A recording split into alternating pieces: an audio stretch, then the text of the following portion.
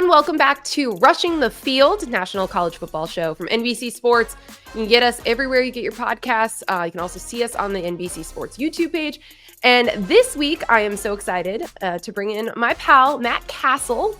He is an NBC Sports analyst, and he is also obviously a longtime former NFL player, quarterback with the Patriots and Chiefs most notably. Joshua Perry's got the week off. I'm Nicole Auerbach, so it's me and Cassel today. I wore a quarter zip in your honor. I see you are not wearing one yourself, but that became your go-to look this season. So I had to pay homage. I appreciate that, Nicole. You know, you're always paying attention. And so every game that I went out there and our fashion department sent me a quarter zip, even though it might have been 80 degrees outside, I'm going to wear it. I'm going to sweat in it. It's going to be outstanding. And that kind of became my mantra for the season. QZ Cass, deemed by Mike Robb. It was a beautiful thing. The QB and the QZ. It's a beautiful thing. It really is. And I'm so excited to talk about like your path through college football into the NFL. But also we're going to start with the NFL Combine, which is set to take place next week. I'll be there. We'll have some crossover content with some of our NFL pods as well. And you did not participate in the NFL Combine. So I want to get your thoughts first on the quarterbacks and some of the players that are available with the Combine. We started to hear from some of these prospects. Some of them did like Super Bowl Radio Row. We have heard some of the quarterbacks talk a little bit. Cam Ward told the Associated Press, okay, you're either going to draft me or you're not. If you don't draft me, that's your fault. You've got to remember that you're the same team that's got to play me for the rest of my career. And I'll remember that. Like really strong words from the Miami quarterback, Shedeur Sanders in the mix. You also have other quarterbacks, Jackson Dart, Tyler Shuck, Jalen Milroe, Will Howard, a bunch of other guys that are in the mix. But this is not necessarily a super strong quarterback class like we saw last year. And a bunch of those guys made a huge impact in the NFL as rookies. So Matt, as you look at the Combine, I do want to start with the quarterback position because that's the position you played. What do you look for? Like, what are you most interested to see and hear next week in Indianapolis? Well, it's always interesting when you go to the Combine, right? A lot of it is the measurements and what you do in the 40, the jumps and this. But for quarterbacks in particular, I think it's how they communicate. And the biggest part of the Combine, which for me as a quarterback, usually doesn't take place on the field. It's when you go meet with these organizations, you meet with the player personnel people, the GMs. They want to get in front of you. And while it might be a short period of time, you want to make an impression. Is this guy going to be the leader of a team? Can he handle being the face of our franchise? And so you want to impress in that aspect. And then also the physical aspect. When I say physical, I literally mean you go into the doctors, the trainers, and they break you down like a science lab and do all the physical stuff to make sure that when they pay this asset that he's going to be available and that he's not going to have these injuries that are lingering and everything else. So those are two major components. And then when you get out on the field, I think it's always hard when you're evaluating somebody in shorts. Hopefully, if they've made it this far and they've got an invite to the Combine, you can turn on the film and already establish that this guy can play or he can't. But then again, it's how does he interact in that kind of environment when you're throwing to receivers that you normally don't throw to? How does your footwork look? How do you interact with the other quarterbacks? Do you have a natural presence about yourself? So all these things are being evaluated, including the measurables. But I think the most important aspect of any Combine for these people that are in the front office are to have these conversations and understand this young man on a different level.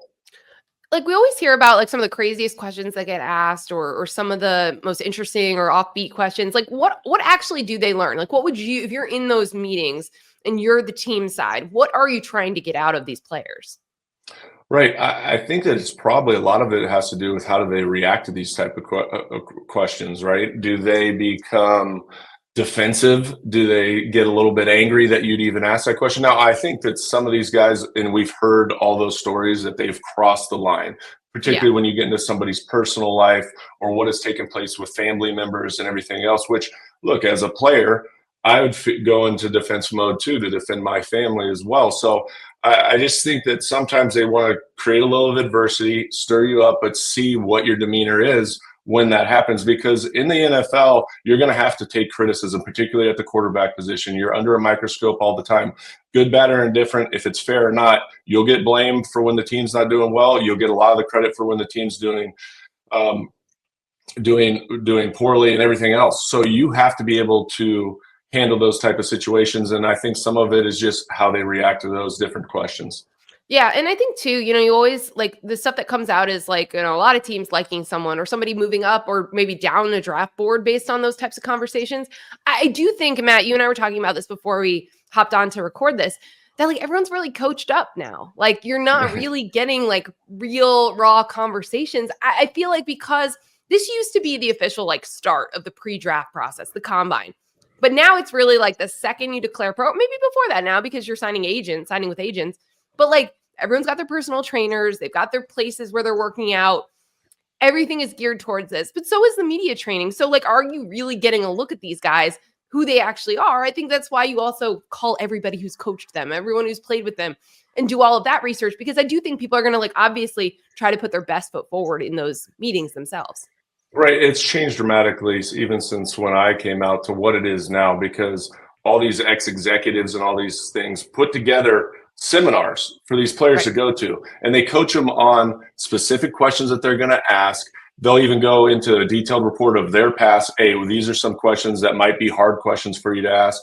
I mean, that they might ask, and how do you respond to it? And so they're all coached up in such a significant way that it's hard to see through. Is this really the guy?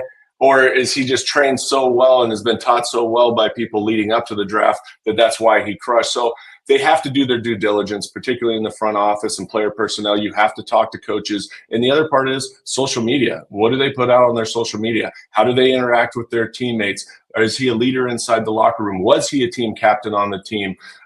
If he wasn't a team captain, why is that? Does he not have a personality that reflects that of leadership? Or is he just one of those guys that's a little bit more quiet? So you heard that same conversation about Justin Herbert when he came out about, well, he wasn't always the greatest leader and all that, but then you see him come into the NFL and he's really blossomed into the leader of that organization, the face of that franchise. So I think that they have to do their due diligence and try to understand the player holistically. And that starts with a lot of work with, like you said, talking to coaches. If you can talk to teammates, their player position coach is valuable resource because he sees them on a daily basis, how he studies the film, what he works like on the practice field, and all those components come together to make their evaluation process complete.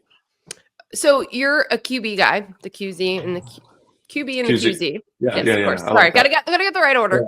Yeah. So I do want to talk to you about the top quarterbacks. Like what order you would have them in. I'm seeing a lot of the big boards, including from Connor Rogers at NBC Sports, that have Cam Ward as the top quarterback available, Shedeur as number 2, and then there's a big drop off. And you can talk about it's probably Jackson Dart in that 3 spot, QB3 spot. So how do you see them? Is there a debate between Cam Ward and Shedeur Sanders? Do you agree that you would go that order? Like, how do you evaluate these top guys? So with Shedeur Sanders, I'd say this about him. He's been in a pro-style offense with Pat Shurmur for a few years, right? He sees the field really well.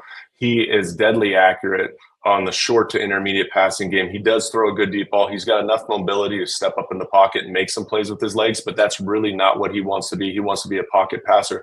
But when you watch him on film, I love the fact that he's constantly making checks. And then at the same time, he's throwing guys open. And what I mean by that, he throws with great anticipation. He sees the field well. So I think he's got all those traits. The one characteristic that I love about Shedeur is his toughness. You saw it 2 years ago. He got sacked 56 times. We saw him this year in Nebraska where he's just getting pummeled, but he just keeps getting back up. And even though he was under constant pressure and constant duress throughout the course of the game, he'll stand in there and make the throw. And that's something that can't really be taught, So I think Shedeur Sanders would be at the top of my list. Now, not by a wide margin by any means. And then you go to Cam Ward. And Cam Ward, to me, I just love his story and the evolution and maturation process of him, right? Not a highly recruited, went to JC, goes to Washington State, comes to Miami, and you saw the season that he put together as a Heisman Trophy candidate this year. I think some of his best traits, he's got an elastic arm. He whips the ball around the field, but those deeper intermediate crossing routes, the deep balls, he throws with tremendous accuracy. And he also has the next level in terms of his mobility to make plays with his legs. And the thing that he's a natural improviser, right? He has those eyes in the back of your head, whatever it is, where he gets outside the pocket, keeps his eyes downfield, unfazed by the moment, and makes those wow plays. Now, I'd say the only knock on him is that sometimes he tries to fit it into tight windows, and those windows will change. But all these guys will go through that growing process when they get to the NFL. But Cam Ward, I think his ceiling, just watching him grow each and every year, could be potentially higher than what Shador's is. Yeah, I think I agree with that too, because, like you said, the wow moments, the keeping plays alive, he does make mistakes. That's kind of the full Cam Ward experience. Like, he had it everywhere he played, Washington Right. State and then Miami, where you'd be like, okay, it's a close game, crazy game. Like, he's either going to make some spectacular jaw-dropping play, or it's going to be like a bad throw and an interception. Yeah. Don't do that. Have some of that. Yeah, like no, yes, right? Like, it's going to be those types of plays. Right. But I agree. And so I ultimately, again, seeing and hearing from NFL folks that kind of have it in the Cam then Shador order makes me think that might be the way that they're thinking as well, in terms of ceiling. But it's going to be really interesting to see coming out of all of this. And also just, again, like kind of the way that you were talking about leadership, the way that you handle different situations, because Colorado was the most scrutinized team in the country for 2 years. Right. Shedeur Sanders and Travis Hunter endured that and dealt with that. Everything that they've said for 2 years has been picked apart. They have been extremely confident. They have said a lot of things, but they did back it up, right? We saw that improvement from year 1 to year 2. And like you said about the Shedeur Sanders toughness with an offensive line that was not great. That's really going to tell you something too. So I'm interested in that. Are there any other quarterbacks? Because again, you got guys like Jalen Milroe. We haven't even talked about him. Will Howard. There's some other quarterbacks in the mix. Anyone that you particularly like, even if they're not necessarily going to be one of the top guys off the board? Well, I mean, to me, Jackson Dart is the next guy up, and he'll probably make a case just when he goes to the combine, because he's impressive. He was under Lane Kiffin for the last 4 years, played a lot of football, and he's another guy. You want to see these guys get better and correct their mistakes. And when you look at this season, he threw 6 interceptions. He had some turnover issues the year before, right? And so what did he do? He worked hard on it. And if you can dedicate yourself to your craft and can become exponentially better in one area, and that was a particular area for him, because he's a true dual threat quarterback. And when you watch him play, he's got a quick release. He will stand in there when he's getting hit in his face, but stand tall in the pocket and deliver the ball. He can make all the throws. So there's a lot of good qualities about him, both physically and from a mental standpoint, that you really like about Jackson Dart, that he could put himself in that conversation as well, because there's not that separation factor that we've seen maybe in other draft classes, right? That you really have your top 3, and then you get to the guys like your Quinn Ewers of the world. Also a guy that played a lot of football, probably doesn't have the strongest arm, but you can see he's got tremendous talent around him. He can throw the ball accurately. He's been in a lot of big games, played against really good competition. And so he's a guy that you look at as well. Jalen Milroe, that's the one that you sit there and go, this guy might be the best athlete coming out this year, straight up.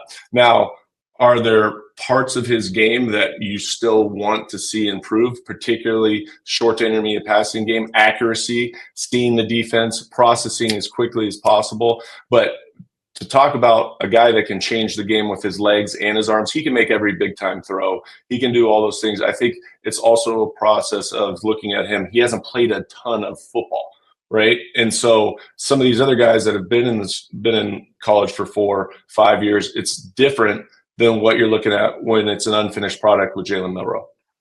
I also think too, when you look at like where the NFL is with the quarterbacks, a lot of those guys last year played and were significant pieces of their teams.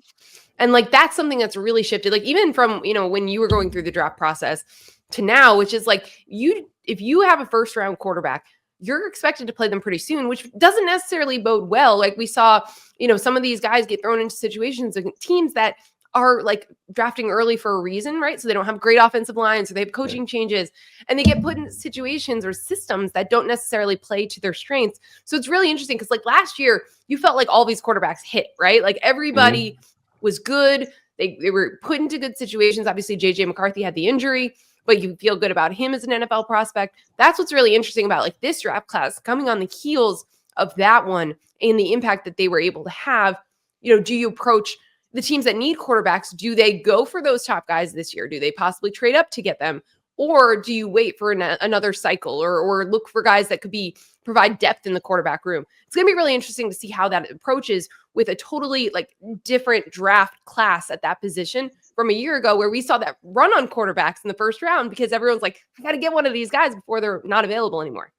Right. I mean, when you look at last year's draft, class from Caleb Williams to Drake May to Jaden Daniels had the best rookie season of any quarterback of all time. Bo Nix to what he did up in Denver. Yeah. Michael Penix got his opportunity late, but you could see immediately that he's going to be an impact player for that franchise. So these guys, one, had played a lot of football. Number two, they were above and beyond what you'd expect every year, year in and year out. So how do these guys and the evaluators go from last year's draft class, and then comparatively speaking, where would you put a Shedeur Sanders or a Cam Ward or a Jackson Dart if they came out in the same year, right? Would they have the same first round grade that we're talking about potentially for these guys? And so I think the toughest decision for any organization is, do we reach because we have a need right now, knowing that this guy might not be ready right now, and put him out on the field in those type of circumstances that you just said? Or do we wait and see if we can get him later in the first round, trade back in, or even early in the second round for some of these guys and see if they're still there? Because at the end of the day, anytime you're drafting in the first, and particularly the first 10, you want impactful players right away. Whether it's an Abdul Carter, somebody that can literally get off the bus and you go plug and play right now. And so the quarterback position, you never know how they're going to develop, in particular when you get to the NFL, because it's got to be a system fit, how they mesh with the coaches, what are the surrounding pieces around them. We saw Drake May have success this year, but again, that was with an offensive personnel that was lacking, particularly at the tackle position, at the wide receiver position. They had no alphas on the outside. If they surround them with more talent, I just dropped my earpiece. If they surround them with more talent, what happens now, right? So I don't know what it's going to look like for these guys, and how many of these teams that are in the market, particularly early in the draft, are going to take that and run with it and say, hey, we have a need. We think that this guy, and believe that he deserves to be the third overall, the second overall, whatever it might be. Are you surprised that Travis Hunter is going to the combine as a cornerback, not a receiver? No, I always thought that he would be a cornerback, honestly. When you watch him play the cornerback position, it's just such a natural feel. He's got great ball skills. He jumps route. He recognizes route patterns, which was one of the biggest things. He understands leverage, and he's got the makeup speed. And I always deemed him as a guy that would come out as a number one corner. Now, that doesn't mean that I don't see him playing snaps, more significant snaps than some of these other guys that we've seen over the years, because he can play snaps at the wide receiver position. But I think that you would have to take that Rolodex and really minimize it to certain routes that he does well, because it would be difficult. I think he's going to want to, though, right? Don't you think that when he's in those meetings, he's going to ask to do it?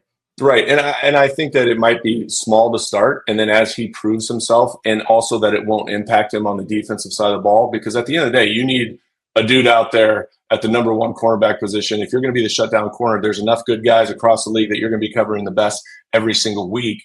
That can you make that transition, come back over, not get banged up, all those different things, and still be available? Because, again, the league is a little bit different. The men are a little bit bigger. They're a little bit faster, playing against the best of the best. Okay, so, Matt, I want to talk about your path to the NFL, because it's so unique. I don't think it would happen this way for anyone nowadays because of the transfer portal in particular. But so let's go through this. So you end up sitting behind multiple Heisman Trophy winners, don't play a lot at USC. So how do you? We found a photo of you playing. Wow, you had to dig deep for that. You had to dig real deep. Yeah, look, even throwing the ball, action, game action. Action. So walk me through, like, are you like, hey, do I have a chance to make the NFL? Like, how do you go about this? I know the pro day was such an important piece for you. You did not go to the combine.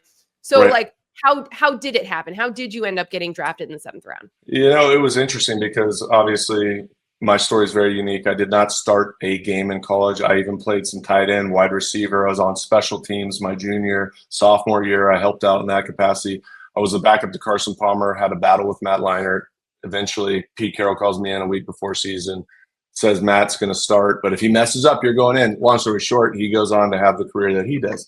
So I kind of was in that catch-22 as a redshirt junior. If I transfer, I have to sit out a year. And I was like, man, I'm going to hold on for dear life. So I came back, played quarterback my last year. And then as we were getting ready for the combine, even throughout that course of the year, we had Lane Kiffin, we had Steve Sarkisian that were big factors for me thinking that, hey, I'm going to give this an opportunity to go out and just try out for a pro day, because I knew that there would be a ton of scouts at our pro day considering the players that we had coming out that year. And so they would come up to me in practice and say, Cass, you should try out and just see if you get onto a practice squad. I know that your career here hasn't gone well. And so I kind of took that to heart. And I said, all right. So I trained and I got ready. And it's funny because I showed up to the pro day and the guy's like, what's your name? I was like, Matt Cassel. He's like, you're not even on this list. I was like, well, I'm here. So they said that. They said I could try out if I wanted to. So I'm here. So I went through all the tests and I tested well. And then the biggest factor for me was I went out and threw the ball really well.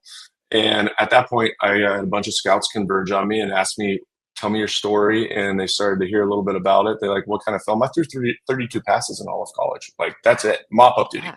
So it sparked a little bit of interest. I had some private workouts, none of them being the New England Patriots. And then the last day of the draft that year, and we're going into like rounds 5, 6, 7, whatever it is. Were you watching? Were you like thinking you could get a call?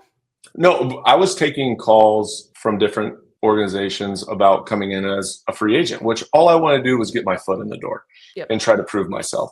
Little did I know that New England Patriots called me that morning and say, hey, look, Matt, we'd like you to consider coming here as a free agent. If not, we're going to take you as our last pick in the draft. And I was like, well, that's awesome, right? Didn't really know that, and I didn't think that there was any way I was get drafted.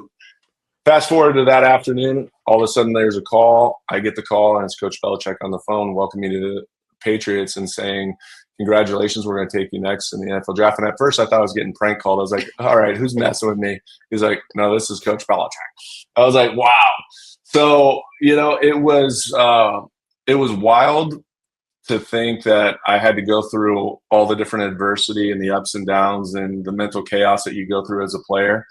But then to have Bill Belichick, who just came off his 3rd Super Bowl in 4 years, call you and say that they're drafting you and going to give you an opportunity to go play for the defending Super Bowl champions was a pretty big boost of confidence. And then from there, it was like, let's get to work. Showed up to the building, was a little bit intimidated walking in there with all the leadership and everybody that we had in terms of Mike Vrabel and Teddy Bruschi and Rodney Harrison and Tom Brady and all these guys. But at the end of the day, what you quickly realize in the NFL is you have to do your job. And then they put up the depth chart first day. I was on the 5th on the depth chart, and then I just put my head down, grinded, got some opportunities in preseason, and made my way onto the team. And I'm forever grateful that they gave me an opportunity and believed in me, and maybe when I didn't always believe in myself.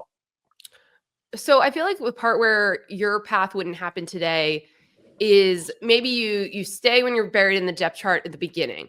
But then the second time, Matt Leinart gets the job, that's probably when you go in the portal if you can play right away somewhere else, right? Like, that's the part that's different about today's day and age. And also, like, I just wonder, obviously everyone loves the physical traits and the skill sets, but I wonder if someone would draft someone off a pro day without, like, starting games in college anymore. Like, it kind of feels like that your path is, like, so unique that no one else would ever have it happen. Right. It's still to this day, I'm like, how did I get drafted? Number one. But in this day and age, like you said, there's so many other avenues that you can pursue, and you can hit the transfer portal and you're not penalized a whole year. So you don't even have to take that into question. If for some reason you get caught in that situation, you can go prove yourself at another school. Now you still have to prove it. And I think that's where it is different from when I came out. Now, if somebody transfers once, maybe twice to a different school and still not the starter and didn't get any starts, well, then maybe that says something about you and the quality of player you are. The fact that it was the perfect storm, so to speak, for me, that the guy that I backed up for 3 years in Carson Palmer was the number 1 draft pick overall to the Cincinnati Bengals. Understandably so, why he didn't start in front of him. He was 2 years ahead of me. And then Matt Leinart, it helped that he went out in his first season, won the Heisman Trophy as well. And so I played behind I can't fault you for not beating those guys. I was like, out, they gave me a small mini trophy that said, try again next year. But it's one of those circumstances that I was lucky that I was behind the guys that I was, because I think that improved my status and how they evaluated and looked at me versus playing against, your 20th ranked senior in the class, and you were still their backup and just went out and threw the ball well. And the coaches you were under, like the system you were in as well. Because it did feel like at that period of time, like USC was just like producing these quarterbacks that were just like come off the bench ready to go for the NFL. It's really interesting because, again, like you didn't go through this traditional process of like the combine, the expectations, all the stuff coming in now. So when you think about, or when you're evaluating guys going through all of this, like, what do you think is different based on your experience? Like that when you're thinking about, like, are you thinking that there's going to be guys that kind of come out of nowhere that end up having these long NFL careers, or guys that might not be drafted or are in that 7th round or something that could really pop off? Like, how do you see it with such a unique experience? Well, it's so interesting because I played with guys, the Rodney Harrisons of the world. He might have been a free agent. Wes Welker was a free agent. Larry Izzo, who played 12 years. Tom Brady is a 6th-round draft pick, right? I played throughout my career with a number of those guys, and on every team that I've been on, there's those guys that got drafted in the 5th, 6th, later rounds that weren't at the premier schools or still needed time to develop, got with the right coaches, and all of a sudden they start to blossom and become a guy that has longevity in his career. And then there's other guys that get drafted 1st, 2nd, 3rd round that fizzle out quickly, because the interesting part is a lot of times for these guys, they're going to face more adversity in their first few years than they've ever faced in their entire career because they've had success. They've always been the guy that everybody looks at and goes, he's the best.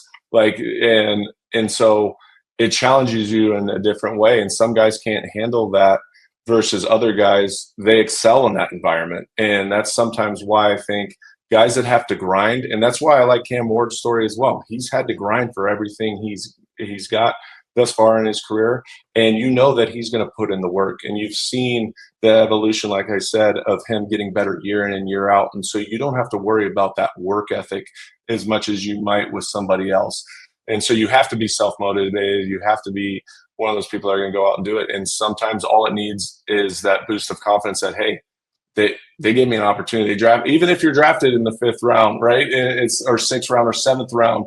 It's one of those where you have an opportunity to prove yourself. And in the NFL, if you can go out and do your job well, be accountable, be a good teammate, and then also when you get your opportunity and when that opportunity shows up, you take advantage of it, that means something to this coaching staff. Yeah, no, those are all great points. And it's so interesting. As you were talking about, like, this might be the first time you faced adversity, I think of like Trevor Lawrence, who basically like never lost in high school, basically never lost in college, and then you get drafted by the worst team in the NFL, and you have to deal with losing so many more games than you ever have in that first season as a rookie. It's kind of crazy to think about that. I do want to ask you about Bill Belichick. You mentioned he's the one who called that you thought you were being pranked. He is now a college football head coach. Like, this is still so crazy. You and I talked like when it became official, because I was just like, what do I need to know about Bill Belichick and how this is going to work, how it's going to fit? And we know what his staff looks like, how many guys he brought over from the NFL, from other coaching stops with him. We've seen him out on the recruiting trail, taking photos with recruits. We've seen him in his little joggers. We've seen him in suits. We've seen him out and about as the head coach of the Tar Heels. I apologize. I am obviously You're a little sick, under the weather. It's okay. A little under the weather. Still sound great. You still sound great. Well, hopefully our listeners can bear with me here. But Matt, I do want to just get your perspective on Belichick and his decision to come into college in the first place. Did that part surprise you? It surprised me at first, and then the more you think about Bill Belichick, I don't think that he was willing to wait around for another NFL franchise to give him that next opportunity. He's a ball coach through and through. He wanted to still coach, and this opportunity presented itself, and it was just the right timing. I ran into him at the Super Bowl and talked to him a little bit about it, and he lit up like a little kid. He was excited. He was excited to be at UNC. He was excited to be in college football, all the different dynamics that go along with that, and also how he's going to run his program. It's going to be like a professional organization. The resources that he brought in, obviously that school is committed to him and doing everything that they can to make it a premier program. He's also in a conference with the ACC that you look at. If he can get this thing going, he can make headway pretty quickly against some of the competition that they have there. So I think that it was just the right timing for him. And I just don't believe that he was one of those guys that was going to sit around and wait for that next opportunity.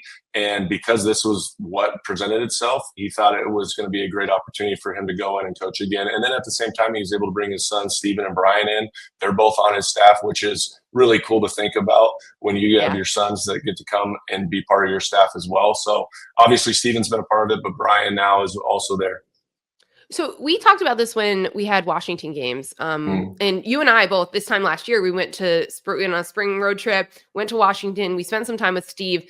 You know him super well. Do you think that he helped convince Bill to come into college? Like, he spent a lot of time around that Washington program with Jedd Fisch. We talked about all year about all the sons of these famous NFL coaches that were all there. But like, Bill definitely visited. He definitely was around it.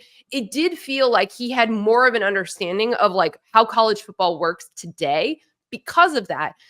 Like, I wonder, you know all these key players better than I do, but it would seem to me that this wouldn't have happened if he didn't have that year at Washington, his son's experience at Washington.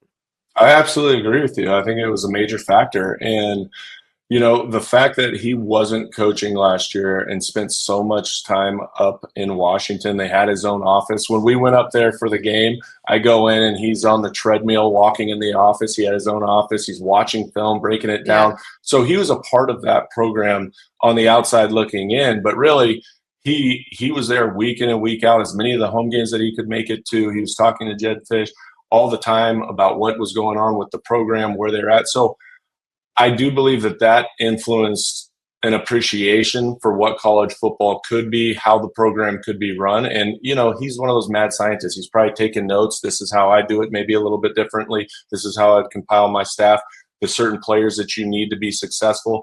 And I think that when that light came on for him and this opportunity came up, it wasn't something so foreign to him that he was looking at it like, well, I've never done this. I've only known the program. Well, he'd been around a program almost like a mentorship for an entire year with his son coaching, and was in that building understanding the different dynamics of college football and how that's different from the NFL game.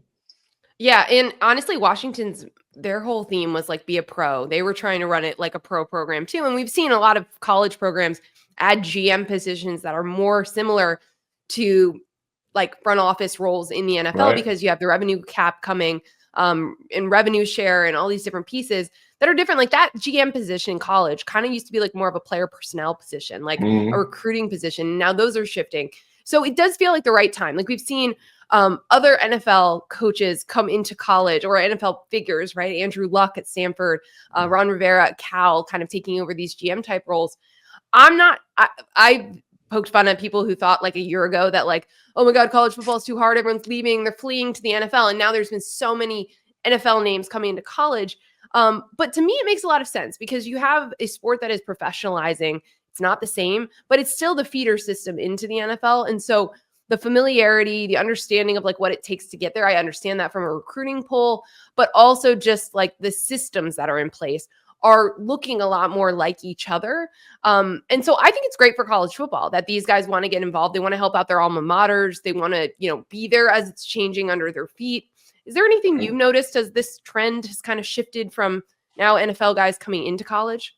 Well, it's the Wild West, and I think it took a few years for everybody to adapt to it and get caught up to speed on the different dynamics of paying players, the recruiting, the transfer portal, all the different dynamics that go into college athletics, particularly in football, because it's such a large revenue stream. And so the GM position is going to be such a valued position because it creates that separation between the player and the coach. If the coach is sitting there doing the recruiting, trying to re-recruit your players every year, going into the transfer portal, all those different aspects, and then have to make decisions on money, then I also think that you're going to have certain players that are pissed off from one year to the next, and they're going to blame the coach, and it's going to take away from what they're doing on the field, versus having that separation of power, having a GM be the bad guy if he needs to, be the good guy if he needs to, but making those difficult decisions based on where this money goes, how much we have, being able to explain that to certain families. It's really an important position as we evolve in the sport of college football and as it becomes professionalized, because at the end of the day, we can still call it an amateur sport. But anytime a guy like Carson Beck goes to Miami and is going to make potentially $10 million in a year, you're sitting there going, wait, this is a professional sport. That's pretty good revenue stream right there. So the GM is going to be a position that I think every university will make a place for over these next 5 years. Yeah, and I think in all the major sports, they are going to be super, super important. Matt, before we let you go, want to hit on an overall topic that is hitting college football. And it's something we've talked about for literally years, but it is in a different chapter of that conversation. That's playoff expansion. So we just got through the first year of the 12-team college football playoff. Overall, huge success, right? More teams were involved. They were in the hunt. They were in the race. There's so many meaningful games in November. Yes, there were blowouts in the first round of the playoff, but we had some great games the rest of the way, and you felt like you were crowning a deserving champion. And it was a champion that had lost to their rival in an incredibly painful way, and they had something to play for, and they could play it out on the field afterwards. Anyway, this format was 12 teams. The top 5 conference champions were automatic qualifiers. The top 4 seeds were the top 4 conference champions. And that led to, you had some imbalanced brackets because you had teams that were, technically ranked above those conference champions getting spots below them. We talked a lot about how, Texas's path and Penn State's paths were, quote, easy on paper, right? Because of the unbalanced seeding. They both made it to the national semifinals. So there's already been this conversation. This was something the Big Ten pushed a year ago as well. But we're going to have this conversation over the coming weeks and months. And this really isn't about this coming season. This is about 2 years from now, the 2026 season and beyond, where it's kind of like a, clean slate. Big Ten, the SEC, essentially have unilateral power to change the format. They, have to be consulted and have advice from the Big 12 and the ACC. But Greg Sankey and Tony Petitti can do essentially what they want, even if it is unpopular or even if it is something that not a lot of people want. And one of the topics that's coming back around to be on the table and have conversations about is multiple automatic qualifiers. Do the SEC and the Big Ten, based on historical trends, probably going to get 3 to 4 teams in each year. Do they get 3 automatic spots, 4 automatic spots? There's a model where it's 4-4, and then the ACC and the Big 12 get 2. There's a spot for the group of 5 champion. Notre Dame has protections throughout all of this, that if they're ranked in the top 14 or top 16, if we're talking about 16-team bracket, that they can get in as an at-large team. But these conversations are back at the center of the sport. There are meetings, the Big Ten, the SEC. So there's just a series of meetings, and people need to make these decisions just with enough lead time to figure out if anything that's going to change. Now, there's been a ton of pushback, right, from fans, from folks in the ACC and the Big 12 about these multiple AQs. You could look at a 14-team bracket versus a 16-team bracket, extra spots. I want to get your thoughts on where this all stands or how you would prefer. I mean, because there's a lot of different ways to look at it. Like, I understand why the Big Ten and the SEC want this, because it's certainty. It takes away the question marks of a selection committee, and the human element allows you could create like a championship weekend and a play-in game for your 3rd and 4th spot if they're automatic qualifiers.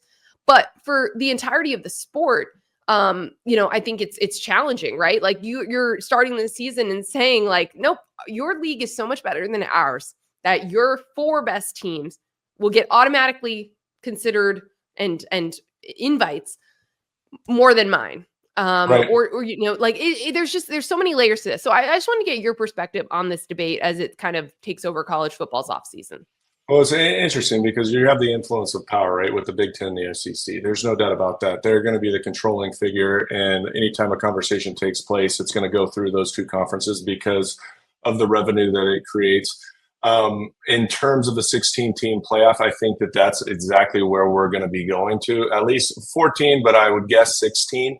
And number one, it's another revenue stream for these conferences. You know how much money that they're going to pay for next year, however many games that is, two games. In addition to that, I do think that it has it's going to have an impact on kids that are coming out and where they want to go to school. Because if you think about the Big Ten and the SEC, if they get an automatic 4 bids into the college football playoff, and from a visibility standpoint as a player, I think that's going to also influence players' decisions on what conferences to go to, who to play for. And if you're the Big Ten and the ACC on the outside looking in from the decision makers, and you're saying, well, we only get 2, but what about if we go on a historic year like the Pac-12 did in their last season as a conference, and you've got 4 teams that could easily probably be vying for a playoff spot, but because they've only got 2 and the Big Ten's having a bad year, well, they're still going to get 4 teams in. I think that that's where the conversation and the discrepancy comes up, and why people might argue opposite of that. Now, in terms of 16-team playoff, I also think it's going to seriously impact the conference championship games. With all these conferences now going to 9 conference games, particularly the SEC is the last one kind of to hold out. They still had 8, but I think that they're going to go to a 9-game conference schedule. When you look at the conference championship games, I don't think that does anything for the conference or those teams that are bidding for one of those number 1 seeds, because they have an extra game. And while they might grab that first round bye, if they have 16 teams, I don't know how they would do the bye. They wouldn't have buys, right? They'd have to play a conference championship game, beat each other up. The 2 top teams from that conference and the SEC or whoever else are going to be going to the playoffs, and they're going to have to play right away for 4 potential more weeks to put your best effort out. No incentive to play in those games. There's no incentives. And at the end of the day, I think that that's going to be another discussion point, is whether or not they do away with that. One, for the player themselves, because that's a lot of football being played when you're talking about college. But number 2, the value of the game and the importance of the game gets diminished based on the new playoff structure. Yeah, no, I agree completely. I mean, I've been an advocate of getting rid of conference championship games with an expanded playoff. I just don't think you need them. And but I get it. Like this is the reasoning that the Big Ten and those in the SEC that support this would say, okay, you could still have something that weekend, but maybe your 1 and 2 get a bye. So, or they don't have to play. They get the automatic spots. Right. And then you have like 3 versus 6 and 4 versus 5 to play in to those automatic spots. So it makes it more like it creates more value for your conference race, which again, you are the Big Ten commissioner. You are the SEC commissioner. I get why you're doing this. You just don't have people who are like, is this what's best for college football as a whole? Because like in your example of like a really super strong Pac-12 in the last year, you need more at large spots. Like even if you went to 14 or 16, but said it was 1 through 14, like in the rankings, 1 through 16 in the rankings, you're still going to have a lot of Big Ten and SEC teams. So that's where I think the pushback is of, do you need this special designation, the automatic spots, when you're going to get teams in there anyway? Like they're already going to have the benefits of the resources, the revenue coming in for like to pay their players, like the facilities, the coaches. They're still going to have best teams, right? And on a down year, like last year, down year for the SEC, you still had 3 in, right? So I think that's where like it's off-putting for a lot of people. So I'll be curious, if they can eventually get it to the finish line. Because again, they can, if the SEC, I think the Big Ten is more on board, like top to bottom, everyone involved on this type of model. If the SEC gets there, they can do it. But it fundamentally changes college football's postseason and like the way that it works if they do that. I think it becomes harder to sell as like a national championship. It becomes more of like the best of the Big Ten, the best of the SEC, which again, you were already going to have anyway, right? Right. So I think it just kind of formalizes some things that already naturally happen. But it allows them to do what they want with their league championships and create value in their own conferences. But that's what you have when you just don't have centralized leadership. You don't have a Roger Goodell. You don't have somebody that is trying to, if you add games or if you do things, it's like, because everyone gets a part of the pot, right? This is different. And so I think that's why you end up in this situation, which again, I think like Joshua said it on our pod here, like he doesn't like it. He would much rather it be at large spots. And I think that there's a lot of fans that feel that way, even in those 2 conferences of people who root for teams in those conferences. But it's just such a weird place that the sport is in, because there's always decisions at many points in college football's history that aren't like the most logical, but like they just kind of like, it's just like a power struggle. And there's no centralized power. So you end up with these like kind of strange compromises. So I'm very curious to see where this lands, because I do think 14 or 16 and like changing of the actual schedule and the structure, what it could do for conference championships, I'm a fan of that. Or if you go to 14 and you only have 2 teams that have buys, because we saw the teams that were really rusty coming off buys, right? Like there's some Right. things. How many teams that had a bye actually won? Georgia? That was it? No, it was zero. Zero. Yeah, that's what I'm Yeah, saying. Zero because of them. Georgia didn't play. Yeah, no, That's like, Georgia's first game was their loss. Yeah, all of yeah, them lost. all of them. So you're like, oh, it's been, guys, you got the bye, you won your conference. This is awesome. You're the highest ranked in your conference, and you go in and you get drummed and you're out of the playoffs. And so it's like, well, wait, this kind of backfired a little bit. Now, I do believe that the 1 teams year's that data were too. So right, it's 1 and year's two of data. those were would have been low ranked teams if you did it Of course. 1 through 12. So that's another thing. Like, why are we fixing something that isn't broken? Let's just fix the seeding question and the rankings and see what happens. But it's definitely something that could change and could shift. And like you said, I mean, I think it would have a drastic impact on recruiting and a lot of other things if you're just automatically saying like these two leagues are here, everybody else is here, and then at large teams you're here. Yeah, just take the top 16 teams in the nation. I know that's the biggest issue is that it's all subjective, right? It's strength of schedule. How do you compare the strength of schedule between an SEC team and an ACC team? And are those quality wins that they have, are those better than the quality wins that the ACC has? And then that's where I think interconference play needs to happen. And you have to see these two. You need more of it. And when you go to a 9-game schedule within the conference, you limit that opportunity for the SEC to go play some of the Big Ten. Can you imagine when you get like a Penn State versus a Texas or an Oregon versus Georgia or whatever it might be? Those are games that people get excited about. But then that's when you start to see, can the ACC, can the Big Ten compete at the same level that the Big Ten and the SEC can compete, and then make a name for themselves and say, hey, when it's the top 16 teams, those are the top 16 teams going regardless. It's not because you get 4 teams in, regardless of whether that team's ranked 20th, we still get that 4th team in from the Big Ten or the SEC. Instead, this is the top 16 that the committee said are the top teams in the nation. Let's let them play it out. Yeah, and then the rebuttal to that again would be, hey, this is a Big Ten or SEC team. They have more losses because our league is so big and challenging and all of this. And they scheduled an out of conference game that was like a high profile game and they lost it, or whatever. But our teams are better, even though your ACC team has less losses, fewer losses, right, because like the league isn't as strong. So that's where you're like, okay, well, again, I understand why they're like, well, I don't want the human element. I want to take the subjectivity out of this and just have automatic spots like you play into, in the NFL and in other leagues where you play into your spots and there's not like a human selection committee deciding these things. But this is how college football has operated.